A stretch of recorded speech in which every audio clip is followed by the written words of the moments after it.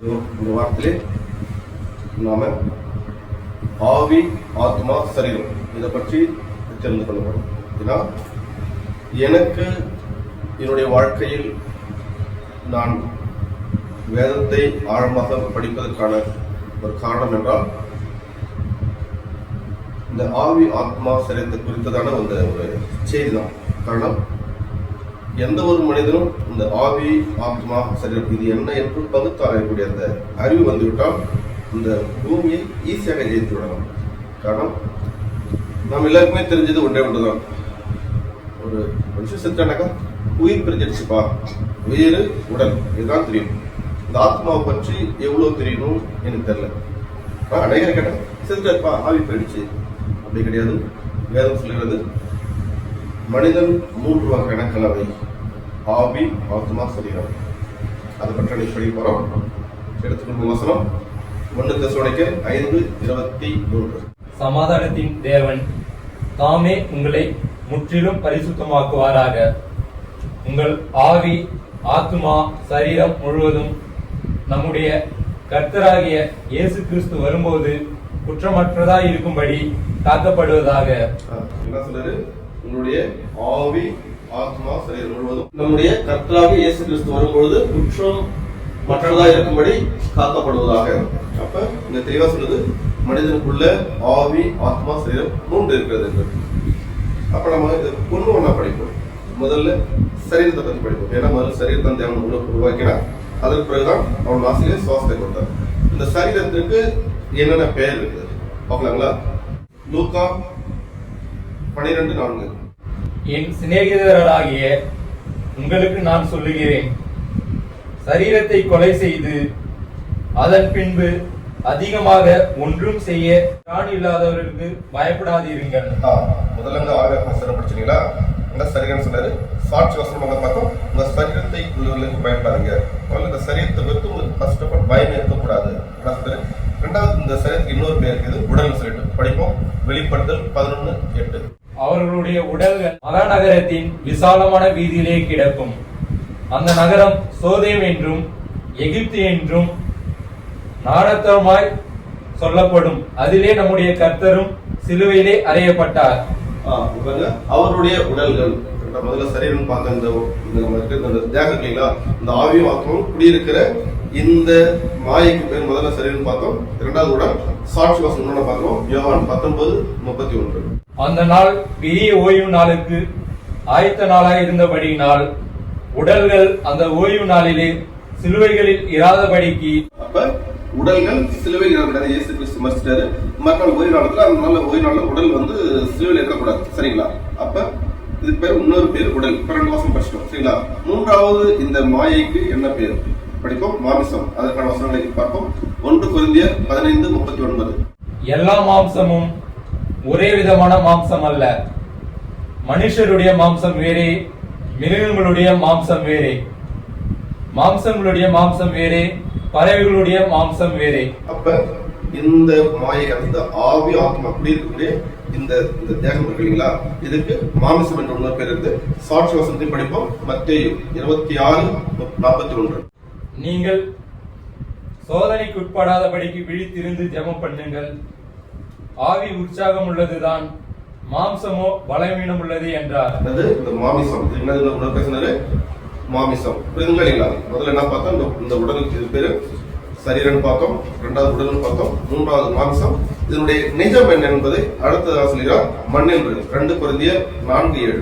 இந்த மகத்துவம் உள்ள வல்லமை எங்களால் உண்டாயிராமல் தேவனால் உண்டாயிருக்கிறது என்று விளங்கும்படி இந்த பொக்கிஷத்தை மண்பாண்டங்களில் பெற்றிருக்கிறோம். என்ன சொல்றாரு?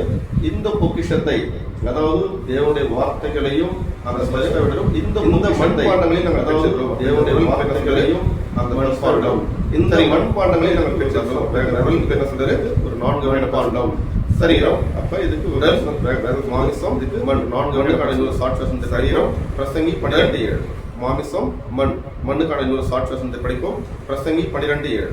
இவ்விதமாய் மண்ணானது தான் முன்னிருந்த பூமிக்கு திரும்பி ஆவி தன்னை தந்த தேவனிடத்திற்கு மறுபடியும் போகாததற்கு முன்னும் அவரை உன் வாலிப பிரயாத்திலே நினை. என்ன சொல்றாரு? மண்ணானது மீண்டும் மண்ணுக்கு போவதற்கு முன். அப்ப இது ஒரு மண் என்பது ஃபர்ஸ்ட் நாம் புரிஞ்சுக்கணும். அந்த மண்ணுல தான் தேவன் மனுஷனை உருவாக்குனாரு. உருவானதுக்கு அப்புறம் இதை பல பேர்கள் இந்த பூமியை வைத்துக் கொண்டார்கள். அதாவது வந்து சரீரம், உடல், மாமிசம் என்று. புரியுதுங்களா? ஃபர்ஸ்ட் ஆஃப் ஆல் அப்ப இந்த உடலுக்கு வந்து 4 வகையான பேர்கள் இருக்குது. ஆனா இதனுடைய உண்மை என்னென்றால் இது ஒரு மண். இந்த தெளிவு நம்மளுக்கு ஃபர்ஸ்ட் ஆஃப் ஆல் சரிங்களா? அப்ப இந்த மண்ணை எதுல இருந்து எடுத்து உருவாக்குனாரு நம்மளுக்கு அடுத்து சொல்றாரு. படிப்போம். ஆதியாகமம் 2:7. தேவனாகிய கர்த்தர் மனுஷனை பூமியின் மண்ணினாலே உருவாக்கி. இந்த மனுஷனை எதுவும் உருவாக்குறாரா? பூமியின் மண். ஏன் மண்ணு சொல்லாமே? இது ஏன் பூமியின் மண்ணு சொல்லியிருக்காரு? அடுத்து வரும். அப்ப இந்த பூமியின் மண்ணில் தான் நம்மளை உருவாக்கி வச்சிருக்கிறார். அப்படின்னும் போது நம்ம அப்ப அந்த பூமியை பற்றி அப்ப பூமியின் மண்ணில் உருவாக்கிருக்கா இந்த பூமியை எப்படி உருவாக்கி இருக்கிறார் படிங்களா? படிப்போம். 2 பேதுரு 3:12. கடவுளின் நாளை எதிர்பார்த்து அவர் வருகையை விரைவுபடுத்த வேண்டும். அந்நாளில் வானங்கள் எரித்தழிந்து பஞ்சபூதங்கள் வெந்துருகி போகும். என்ன சொல்றாரு? பஞ்சபூதங்கள். இந்த பூமி எப்படி தேவன் உருவாக்கி வச்சிருக்காரு? பஞ்சபூதங்களை கொண்டு. சரிங்களா? இந்த உலகத்துல நீங்க நிறைய பேர் கேட்கலாம். என்ன நம்ம தமிழுடைய பண்டைய புராணங்களை படிச்சா கூட பஞ்சபூதங்கள்னு சொல்லுவாங்க. அப்ப இந்த பஞ்சபூதங்கள் என்னது? நிலம், நீர், காற்று, ஆகாயம், நெருப்பு. அதுக்கான சாட்சி நம்ம வேதத்துல படிச்சிடலாம். பிரசங்கி 1:3. சூரியனுக்கு கீழே மனுஷன் படுகிற எல்லா பிரயாசத்தினாலும் அவனுக்கு பலன் என்ன? அப்ப என்ன சொல்றா? சூரியனுக்கு கீழே, அதாவது பூமிக்கு மேல சூரியனுக்கு கீழே என்ன இருக்குது? ஆகாயம். ஒன்னு ஆகாயம் சொல்லிட்டோம்ல. 2வது படிங்க. தொடர்ந்து அடுத்த வசனம். ஒரு சந்ததி போகிறது, மறு சந்ததி வருகிறது, பூமியோ என்றைக்கும் நிலைத்து இருக்கிறது. என்னது? 2வது பூமி. முதல்ல ஆகாயம் சொல்லிட்டு 2வது பூமி. அடுத்த வசனம் தொடர்ந்து படிங்க. சூரியன் உதிக்கிறது, சூரியன் அஸ்தமிக்கிறது. சூரியன் உதிக்கிறது, சூரியன் அஸ்தமிக்கிறது. நெருப்பு 3 முடிஞ்சிருச்சு. அடுத்த வசனம் படிங்க. காற்று தெற்கே போய் வடக்கேயும் சுற்றி சுழன்று சுழன்று அடித்து தான் சுற்றின இடத்துக்கே திரும்பவும் வரும். அடுத்தபடியாக காற்று 4 படிச்சீங்களா? அடுத்தது எல்லா நதிகளும் சமுத்திரத்திலே ஓடி விழுந்தும் சமுத்திரம் நிரம்பாது. நீர் 5. அப்ப தேவன் பூமி எப்படி படிச்சிருக்காரு? பஞ்சபூதங்களை கொண்டு படிச்சிருக்காரு. நம்ம பேதுல படிக்க சொன்னாரு பஞ்சபூதம் சொல்லிட்டு. இங்க அது என்னென்ன பூதம் சொல்லிட்டு சொல்லிட்டாரு. ஆகாயம், பூமி, நெருப்பு, காற்று, நீர். சரிங்களா? அப்ப இந்த பஞ்சபூதம். இப்ப இதுக்கும் நமக்கு ஒண்ணு தொடர்பு என்ன அப்படின்னு நம்ம பார்த்தோம்னாக்கா, நம்முடைய உடம்பு இந்த 3 வகையான கலவை. சூடு இருக்கும், காத்து இருக்கும், கோல்டு இருக்கும். கவனிச்சிங்களா? இந்த 3 சமநிலை இருக்கும்போது நமக்கு நோய் வராது. புரிஞ்சுங்களா? இப்ப நிறைய பேருக்கு என்ன பாச்சு? ரொம்ப கோல்ட் ஆயிடுதுங்க, ஒரு அந்த சளி குடிச்சிட்டு இருக்கும், இரும்பு இருக்கும், நம்ம கோல்டு பாடிடுவாங்க. சிலவர் பார்த்தா பண்ணுவாங்க ரொம்ப ஹீட் பாடி, அந்த நெருப்பு அந்த உள்ளுக்குள்ள சூடு ஜாஸ்தி ஆயிடும். ஜவடிகள் பார்த்தா சூடு ஜாஸ்தி ஆயிடும். சிலர் பார்த்தா முட்டி வலி இருக்கும், நம்ம வாயு ரொம்ப ஜாஸ்தி ஆச்சு, காத்து அந்த கேஸ்ட்ரிக்னு சொல்லுவாங்க. அப்ப இந்த 3 நம்மளுக்குள்ள இருக்குது. நம்ம எது மேல நிக்கிறோம்? பூமி மேல நிக்கிறோம். எங்க வாழ்றோம்? ஆகாயத்துல வாழ்றோம். ஆகாயத்துல நம்ம பறக்கிறது அப்படி கிடையாது. பூமி மேல நிக்கிறோம். இந்த கை அசைதுனா இந்த ஸ்பேஸ் தான் அசைதியா கை. புரியுதுங்களா? அப்ப மனுஷன் எப்படி படைச்சாரு? பூமியின் மண்ணால் படைத்தார். அந்த பூமி எப்படி உருவாக்குனாரு? பஞ்சபூதங்களை கொண்டு. நாம் அப்படிதான் இயங்குகின்றோம். புரியுதுங்களா? இது ஃபர்ஸ்ட், இது ஒரு அடிப்படை தெளிவு. இது உங்களுக்கு புரியணும். புரிஞ்சுங்களா? அப்படி என்றால் இப்ப இந்த 3 பத்தி புரிஞ்சுக்கிட்டோம். அப்ப இந்த உடல் என்பது ஒரு மாய என்றால அடுத்து போகணும். அப்ப இந்த உடல் வந்து இந்த பூமிக்காக உருவாக்கப்பட்டது. ஏன்னா இந்த பூமியில வாழ வேண்டும் என்றால் எல்லாவற்றுக்கும் கண்டிப்பாக ஒரு உடல் வேண்டும். உடல் இல்லாத வாழ முடியாது. ஏன்னா ஆவிகளுக்கு வந்து உடல் கிடையாது, தெரியும் உங்களுக்கு. ஏன்னா இயேசு கிறிஸ்துவர் பூமிக்கு வந்து எனக்கு ஒரு சரீரத்தை தயார் பண்ணுங்க. படிப்போம். எபிரேயர் 10:5 படிங்க. ஆகையால் அவர் உலகத்தில் பிரவேசிக்கும் போது பலியையும் காணிக்கையையும் நீர் விரும்பவில்லை, ஓர் சரீரத்தை எனக்கு ஆயத்தம் பண்ணினீர். இந்த பூமியில வாழ வேண்டும் என்றால் இந்த தேகம், அதாவது சரீரம் என்றும் மாமிசம் என்றும் மண் என்றும் சொல்லி இந்த உடல் கண்டிப்பாக தேவை. இப்பொழுது கூட நம்ம பேச நாம யாருமே நாம கிடையாது. இந்த உடல் என்பது நாம கிடையாது. இந்த உடல் என்பது ஒரு மண். ஏன்னா நீங்க பாத்தீங்கன்னாக்கா ஒருத்தவங்க இறந்துட்டாங்கனாக்கா எப்பா பாடி எடுக்கிறீங்க, பணத்தை எடுக்க போறீங்க, இப்படிதான் பேர சொல்ல மாட்டாங்க. அப்ப இந்த உடல் என்பது வேறு, நான் வேறு. நான் இந்த பூமியிலே இயங்குவதற்காக, இந்த ஆத்மா பூமியில் இயங்குவதற்கு தேவன் ஏற்படுத்தின ஒரு பொருள் தான் இந்த உடல். இந்த தெளிவு நமக்கு ஃபர்ஸ்ட் வேணும். புரியுது? அதனால இந்த உடல் நான் இல்லை என்பது ஃபர்ஸ்ட் அந்த தெளிவு நம்மளுக்குள்ள வந்துட்டாலுமே இந்த மாயிலிருந்து நம்ம வெளிப்படுவோம். ஏன்னா அந்த மண்ணின் பூமியின் மண்ணால மனுஷன் உருவாக்குறதா தான் இந்த மனுஷனுடைய எண்ணங்கள் எப்பவுமே மண்ணை சார்ந்தே இருக்குது, மண்ணுக்குரியதையே சிந்திச்சு கொண்டு இருக்குது. புரிதுங்களா? அது அந்த மண்ணால் ஈர்க்கப்படும். அப்ப என்னன்னாக்கா இந்த உடல் நான் இல்லை என்னோட தெளிவு வரும். அப்ப கிறிஸ்துவ பூமிக்கு வரும்போது தேவன் கேட்டாரு, எனக்கு ஒரு உடலை பூமியில ஆயத்தம் பண்ணுங்க. ஏன்னா பூமியில வரும்னாக்கா நான் ஒரு அதிகாரம் செலுத்தணும், ஒரு ஆளணும், ஏதேனும் செய்யணும்னாக்கா இந்த பூமியில உடல் வேண்டும். அதனாலதான் நீங்க கூட பாப்பீங்க அசுத்த ஆவி பிடித்த மனிதன். அப்ப ஆவி உடல் கிடையாது. அப்போ அசுத்த ஆவி வரனா கூட அதுக்கு ஒரு உடம்பு தேவை, பாடி தேவை. அதான் சொல்றாரு மார்க்கு 1:23-24 படிங்க. அவர்களுடைய ஜெப ஆலயத்திலே அசுத்த ஆவியுள்ள ஒரு மனுஷன் இருந்தான். அவன், ஐயோ நசரேயனாகிய இயேசுவே, எங்களுக்கும் உமக்கும் என்ன? எங்களை கெடுக்கவா வந்தீர்? உம்மை இன்னார் என்று அறிவேன், நீர் தேவனுடைய பரிசுத்தர் என்று சத்தமிட்டான். என்ன சொல்றாருனாக்கா அசுத்தாவி பிடித்திருந்த ஒரு மனிதன். அப்ப என்னன்னாக்கா இந்த மாமிசத்துக்குள்ள ஒரு தீய சக்தி இயங்க வேண்டும் என்றாலும் ஒரு உடல் தேவை. கிறிஸ்து பூமிக்கு வர வேண்டும் என்றாலும் ஒரு உடல் தேவை படிச்சோம். அப்ப இப்ப இந்த அசுத்தா வெளியே போயிட்டாலும் அது இயங்க வேண்டுமா? அதற்கும் இன்னொரு உடல் வேண்டும். அதே மார்க்ல படிப்போம். மார்க் 5:12 படிங்க. அந்த பிசாசுகள் எல்லாம் அவரை நோக்கி, பன்றிகளுக்குள்ளே போகும்படி அவைகளுக்குள்ளே எங்களை அனுப்பும் என்று அவரை வேண்டிக் கொண்டன. நல்லா புரிஞ்சுங்க. தீய ஆவை பிடிச்ச ஒரு மனுஷனை பத்தி பார்த்தோம். அந்த மனுஷனுக்குள்ள அசுத்தா இருந்துச்சு இல்லைங்களா? இப்ப அந்த அசுத்தா வெளியேறணும். வெளியேறிட்டா அது இயங்குறதுக்கு இன்னொரு கருவி தேவை. அப்ப என்ன சொல்லுங்க, எங்களை பன்றிகளுக்குள்ள அனுப்புங்க.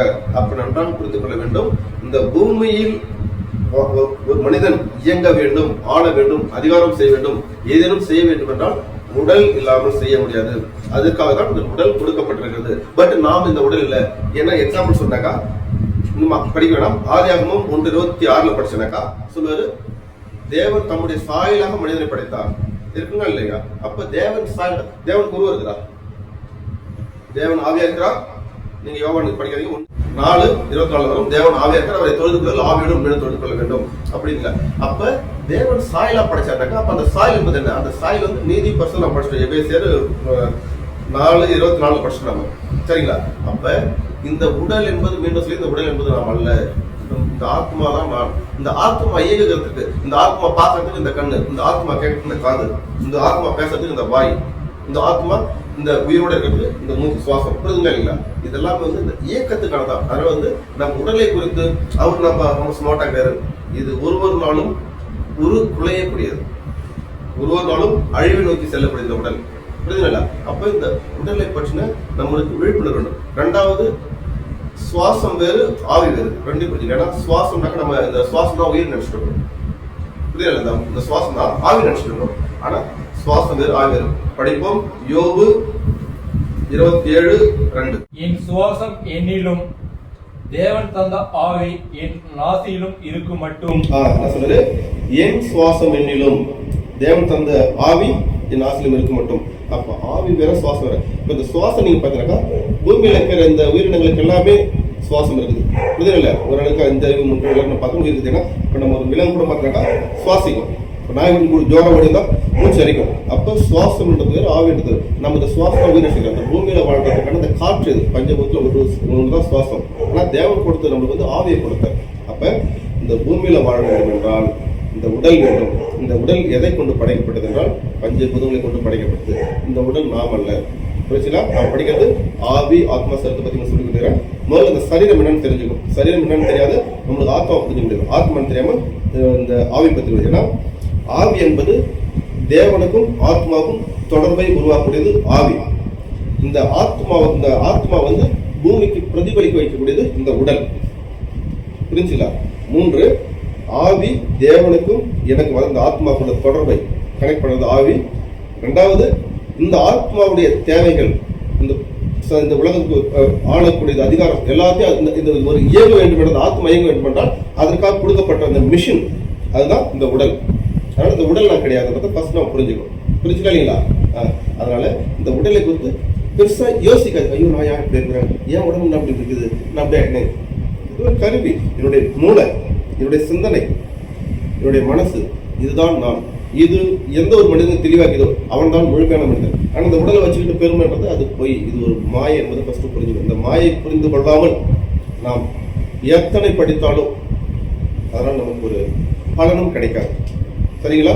அப்ப இந்த உடலை பற்றி நம்மளுக்கு ஒரு புரிஞ்சிச்சுன்னு நினைக்கிறேன். புரிஞ்சுங்களா? இரண்டாவது ஆவியை குறித்து பார்க்கலாம். படிக்கலாம். யோவான் 6:63. ஆவியை உயிர்ப்பிக்கிறது, மாம்சமானது ஒன்றுக்கும் உதவாது. நான் உங்களுக்கு சொல்லுகிற வசனங்கள் ஆவியாயும் ஜீவனாயும் இருக்கிறது.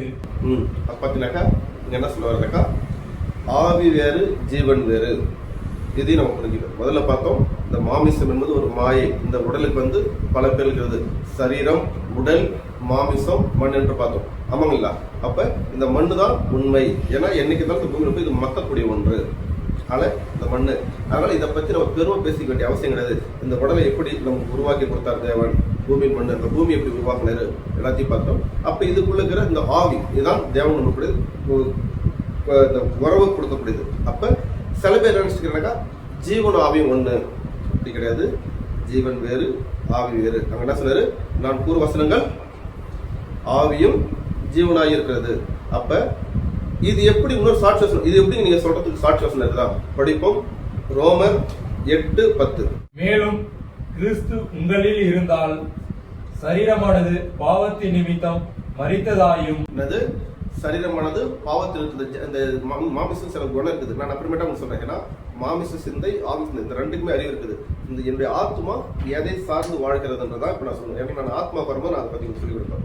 அப்ப இந்த மாம்சமானது கிறிஸ்து நிமித்தம் மரித்ததாயும், ஆவியானது நீதி நிமித்தம் ஜீவன் உள்ளதாயும் இருக்கும். அப்ப ஆவியானது நீதி நிமித்தம் எப்படி இருக்கும்? ஜீவன் உள்ளது. அப்ப ஆவிக்குள்ள ஜீவன் வரணும். புரிஞ்சுதா இல்லையா? அப்ப ஆவி வேற, ஜீவன் வேற. ஏன்னா தேவன் படைக்கும் போது ஆவியை கொடுத்து ஆவிக்குள்ள ஜீவனோட கொடுத்தாரு.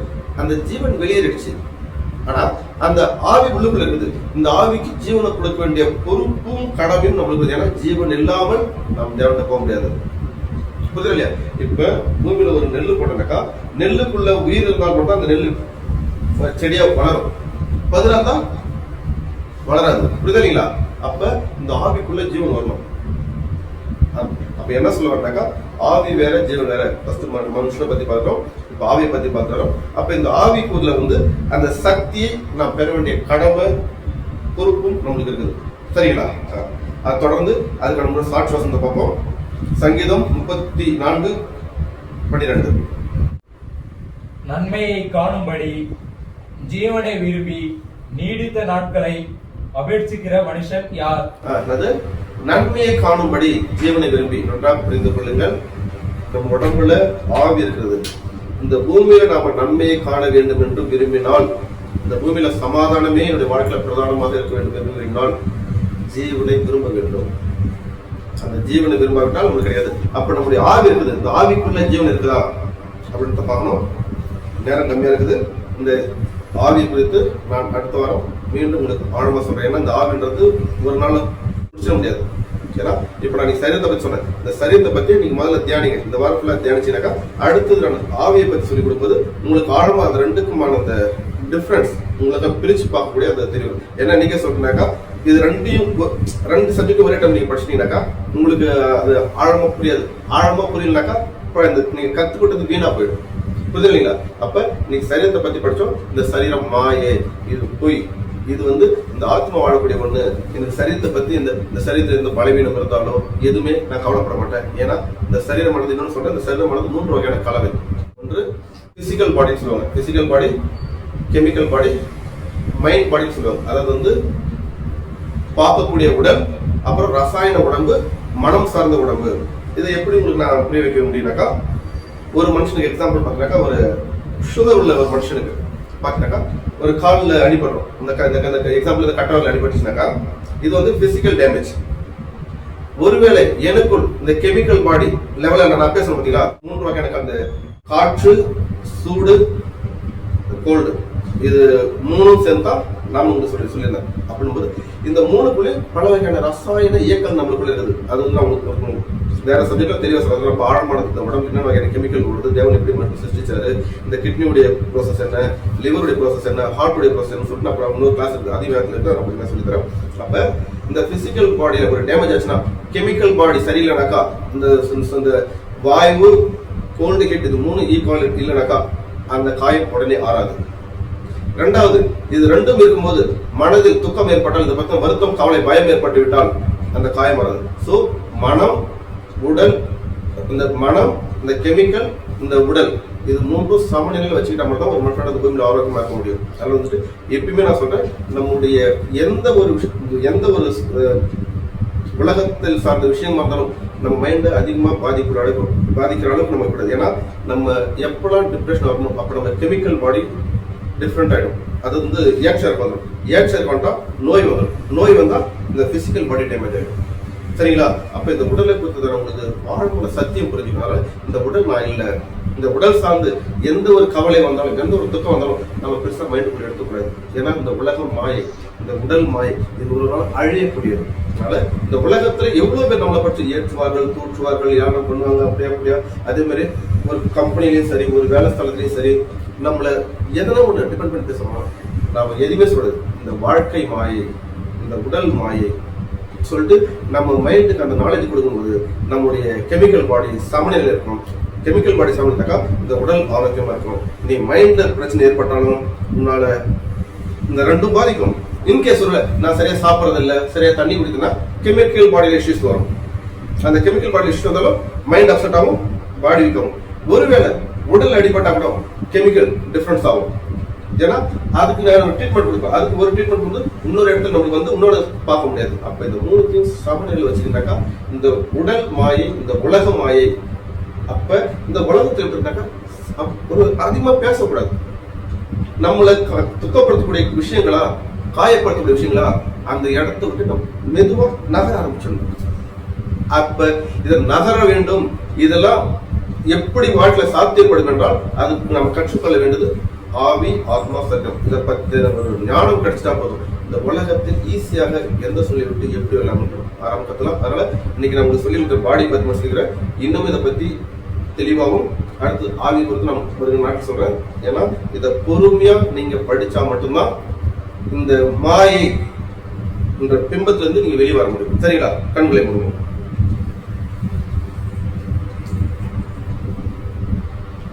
மனதை ஒருநிலைப்படுத்துங்கள். இந்த உடல், இந்த பூமியில் தேவன் வாழ கொடுத்த ஒரு கருவி. இது நான் அல்ல. இதை நம்முடைய ஆழ் மனதுக்கு கடத்துவோம். இது நான் அல்ல. பார்க்கக்கூடிய எதுவும் நிரந்தரம் அல்ல. இந்த உடல் எப்படி நிரந்தரமற்றதோ நான் பார்க்கக்கூடிய காட்சிகள் எல்லாமே நிலையற்றது. நான் சந்திக்கக்கூடிய எந்த ஒரு வருத்தங்கள் இருந்தாலும் இது உலகம் சார்ந்தது. அதற்கு என் மனம் ஒரு நாளும் பயப்படாது. என் மனசு ஒரு காலமும் அதை நினைத்து கலங்காது என்பதை ஆழ்மனதில் பதிவு செய்து மீண்டுமாக இந்த உடல் அழியக்கூடிய ஒன்று. இந்த ஆத்மாதான் நிலையானது.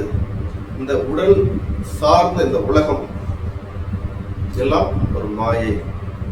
அதனால் இந்த உலகத்தில் எது நடந்தாலும், மகிழ்ச்சியோ துக்கமோ எது நடந்தாலும் நான் பெருசா எடுத்துக்க மாட்டேன். இது ஒரு போலி என்பதை எப்பொழுதெல்லாம் என்னுடைய வாழ்க்கையில் துக்கம் வருகிறதோ, எப்போதெல்லாம் வருத்தம் வருகிறதோ, எப்போதெல்லாம் கவலை வருகிறதோ, அப்போதெல்லாம் நாம் நினைக்க வேண்டியது ஒன்றே ஒன்று. இந்த உலகம் மாயை, இந்த உடல் மாயை, என்னை சுற்றி இருக்கிற எல்லாரும் மாயை. இந்த உலகத்தால் என்னை துக்கப்படுத்த முடியாது. காரணம், நான் தேவனுடைய சாயலாக படைக்கப்பட்டுள்ளேன். ஆனால் இந்த உலகத்தில் எந்த துக்கம், எந்த வருத்தம் ஏற்பட்டாலும் இனிமேல் இந்த தருணத்திலிருந்து நான் எப்பொழுதும் எனக்குள்ளாக சொல்லிக்கொள்வேன், நான் தேவனுடைய சாயல். யாராலும் துன்பப்படுத்த முடியாது, வருத்தப்படுத்த முடியாது. அவர்களுடைய குணத்தை அவர்கள் வெளிப்படுத்துகிறார்கள். அது அவருடைய இயல்பு. ஆனால் நான் அப்படி அல்ல. என்னுடைய இயல்பு எது வந்தாலும் என் தேவனை எடுத்துக்கொள்வேன், வசனத்தை எடுத்துக்கொள்வேன் என்ற ஒரு மனநிலையை உருவாக்கும். ஆழ் மனதில் இதையே தியானிக்கும். இந்த வாரம் முழுவதும் தியானிக்கிற பொழுது மீண்டும் சொல்லுகிறேன், நாம் எதையெல்லாம் கேட்கின்றோமோ அதை நாம் அசை போட வேண்டும். அசை போட தான் அது நம்முடைய மனதில் நிரந்தரமாக பதியும். நிரந்தரமாக பதியும் பொழுதுதான் அந்த துக்கம், துயரம், கவலைகளை விட்டு நாம் வெளியே வர முடியும். ஏன்னா தமிழ் சொல்லுவாங்க, தீதும் நன்றும் பிறதர வாராய். எந்த நம்முடைய வாழ்க்கையில நல்லது நடந்தாலும் கெட்டதாலும் அதுக்கு நாம தான் காரணம். நான் ஒரு விஷயத்த பெருசா எடுத்துட்டாக்கா பெருசுதான். உதாரணம், 1 லட்ச ரூபாய் பாக்கெட் வச்சிருந்தேன், காணாம போயிடுச்சு. ஐயோ என் பணம் காணாம போச்சுன்னு நினைச்சு ஹார்ட் அட்டாக் வரும். விடு, தேவன் கொடுத்தா தேவன் எடுத்தா தேவனை நம்மளுக்கு சொத்துன்னு சொன்னா நம்ம பிரச்சனையே இல்லை. பணம் தானே வீணா போயிடுச்சு, இன்னும் சம்பாதிச்சுக்கலாம். எதுவாக இருந்தாலும் நான் என் மனதிற்கு என்ன ஒரு அறிவுரை கொடுக்கிறேன் மிக முக்கியம். அதனால் இந்த தருணம் முதல் முடிவு செய்வோம். இந்த உலக மாயை, இந்த உலகத்தால் என்னை கவலைப்படுத்த முடியாது. நான் கிறிஸ்துவை சாயை, இந்த உடம்பு மாயை, எல்லாம் மாயை என்ற தெளிவை உள்மனதில் பதித்து வைத்து அடுத்த வசைப்படுவோம், ஜெபம் செய்வோம். எங்களை அதிகமாக நேசிக்கிற பரலோக பிதாவே, விண்ணுக்கு மட்டுக்கும் ஆண்டவரே, ஸ்தோத்திரம்ப்பா. இந்த நாளுக்காகவும் இந்த நேரத்துக்காகவும் நன்றி செலுத்துகிறோம். பிதாவே, இது இந்த நாளிலும் ஆவி ஆத்மா சேர்த்து கொடுத்த ஒரு வகுப்பினை தொடங்கினோம் தந்தையே. இன்று சரீரத்தை குறித்து ஒரு குறிப்பிட்ட அளவு பார்த்தோம். இந்த சரீரம் ஒரு மாயை, இதை மண்ணால் உண்டாக்கி எங்களுக்கு கொடுத்தேன்.